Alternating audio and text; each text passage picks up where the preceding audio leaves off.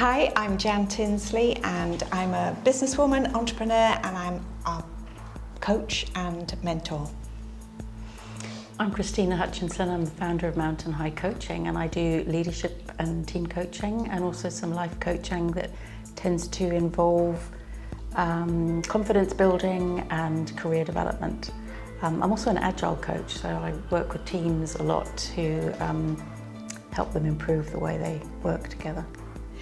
I really enjoyed your talk today, Christina. You know, on that front, just talking about how teams work together and all the things that, how you can highlight the things that probably they're not aware of. And I think that's such a big thing. Yes. That when you bring these things to people's attention and they become aware of them, it's only then that they can start perhaps changing them or taking some action or yeah.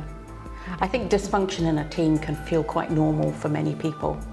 It's just, this is how things are at work. You know, you've got a difficult boss, or you've got an awkward colleague, or somebody who always interrupts, and everybody just rolls their eyes and goes, oh, well, that's just that person being that person. They always do that, you know, it's just how they are.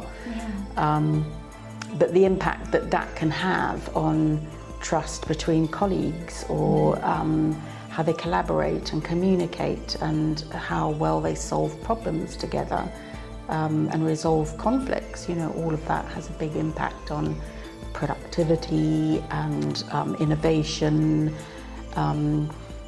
retention of you know, talent and that sort of thing. So you know, dysfunction can be really problematic, and I also think, you know, the impact it can have on people's mental and physical health is also can be really detrimental if they constantly find themselves in an environment that's difficult for them to be in, and they don't see how they get out of it.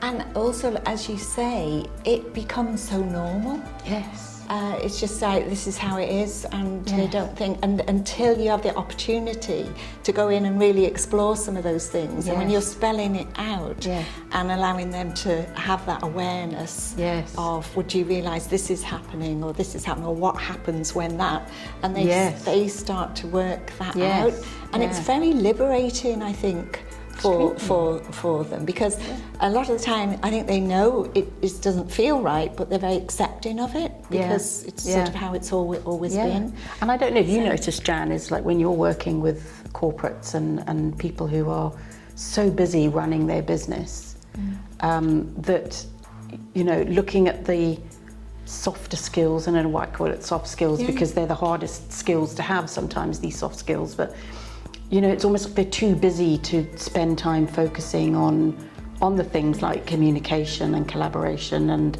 behaviours and that sort of thing, because they've got a business to run. So I don't know if that's something that you notice when you're working. Yes, they don't see the importance, but as soon as you can discuss it and uncover it, and give them alternatives. I guess really it's about perspective, isn't it? It is. It's about giving them that perspective so that they can look back and think, oh God, am I really doing that? Is that how I'm behaving? Is that how it's coming across? Because they can be very focused, especially as leaders or managers. They've got a job to do, it's got to be done this way. They think they should have all the answers. They think they should be cracking the whip, you know, and then everything else gets lost, and it's such a waste as well, because so often the team, they're at the coalface, they know what's going on, they have lots of the answers. They do as well. It's also having the psychological safety to speak up, isn't it? You know, it's like, if I point out that something's not working well, am I going to be shot down and labelled, you're not a team player, you're a disruptor, you know, troublemaker, or is somebody going to listen to me and go, tell me more, like, what are you noticing, what are we doing, you know, what are we not seeing for ourselves? What do you think we could do differently? And I wonder how many people would understand that term, even psychological safety. You know. I think it's seeping into people's language more and more. But it is having that psychological safety that if I say I don't understand something, I'm not going to be ridiculed for saying I don't understand. It's going to be things like I feel included as part of the team, as part of the work community, despite the fact that maybe my skin is a different colour, or my first language is a different language. You know, whatever it is, it's being accepted for who you are. So that's, you know, full inclusion. And you know, having eventually, I think full psychological safety gets to the point where you can challenge the status quo without fear of retribution. Because that's really important. You know, how does an organisation and a team move on if you can't challenge the status quo? Yeah.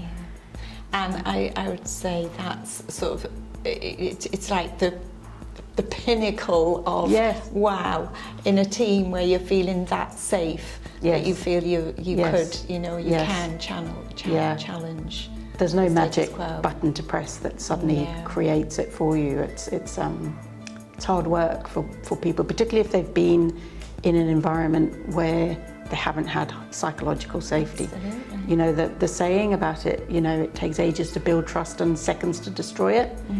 So that's, you know, if you've been in an environment that somebody's finally realised we need to do something about our culture now, you know, it takes a long time and has to be led from the top.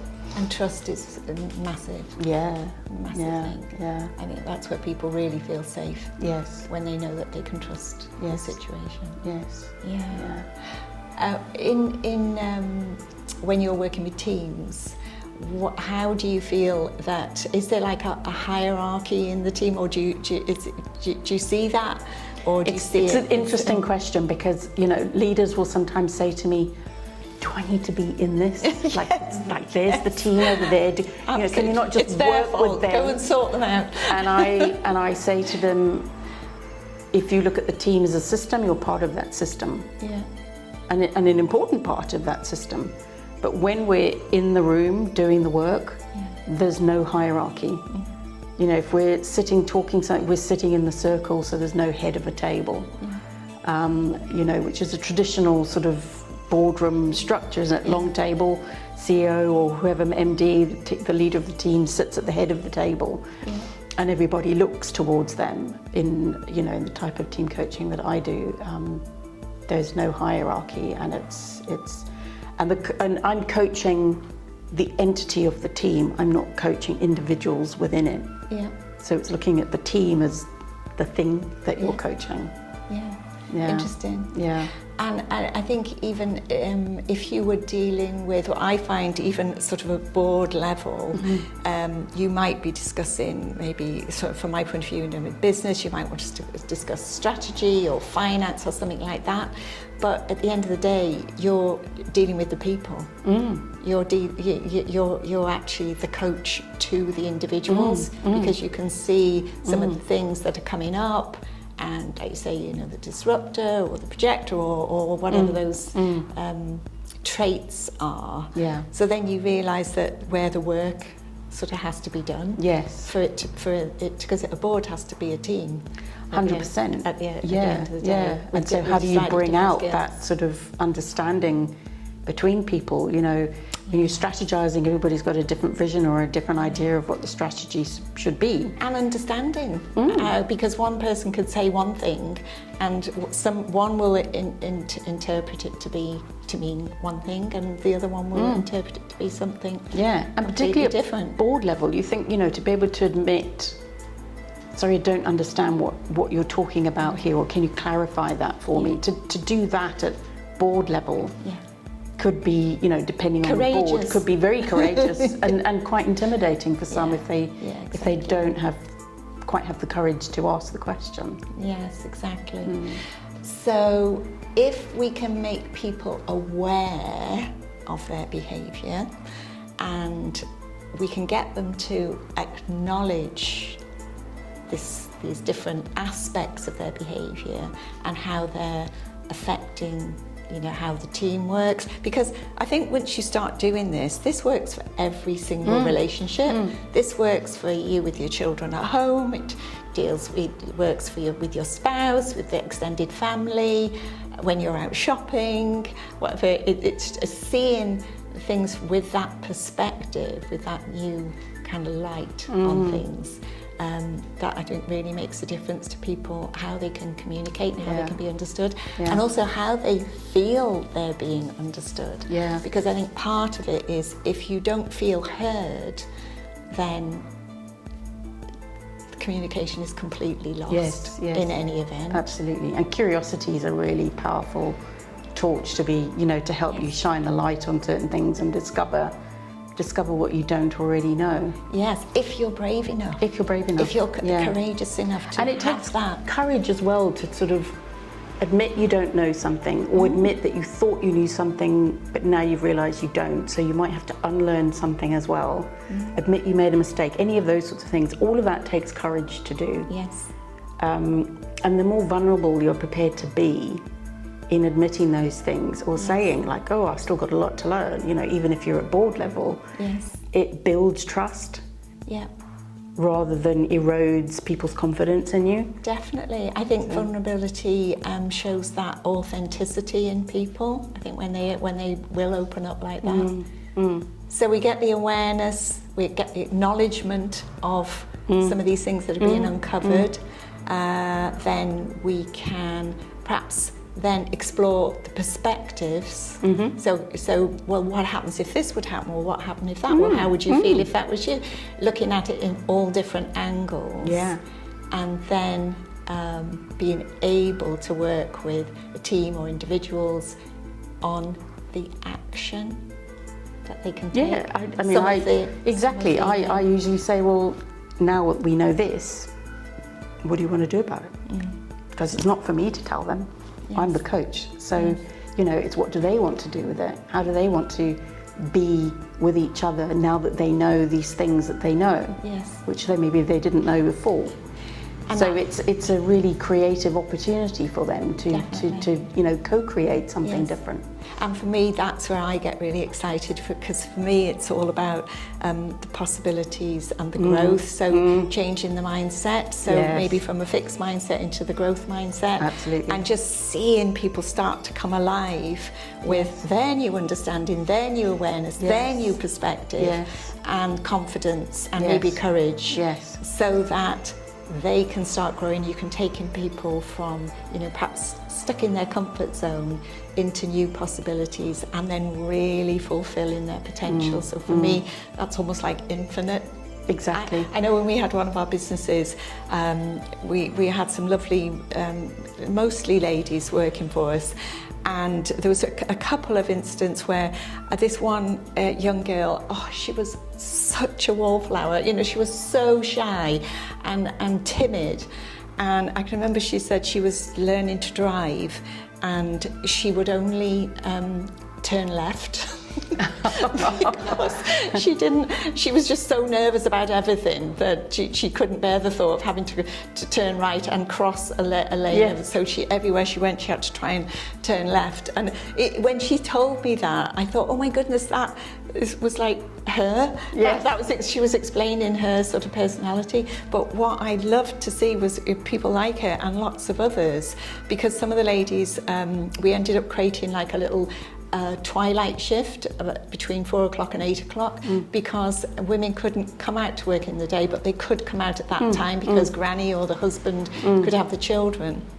And the way they blossomed, you know, getting back into work, they would do anything to come to work because they really, you know, enjoyed it, appreciated it, felt valued again, had an input, and watching those people grow.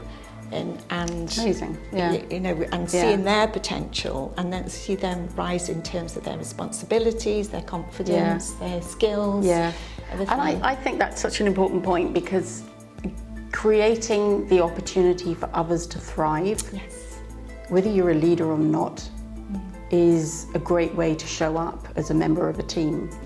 And if everybody else is showing up that way, then they're creating conditions for you to thrive as well. Yes, definitely. So, and I think that's just a lovely way to sort of round that up, that we can say, for us to be able to help people show up in a way with these new skills and perspective and awareness, but also for us to ask ourselves, okay, how do I want to show up now? How do start with yourself? Yeah. How do I want to show up in this situation? Something happens, you know, bang, maybe it's some sort of challenge, and you can just pause for a minute and say, okay, how do I want to show up now? And I think that's really important in a family. Yeah. Because, you know, you lead by example in the end, don't you? Yeah. Well, anywhere where there's a relationship. Yeah. Yeah. Great.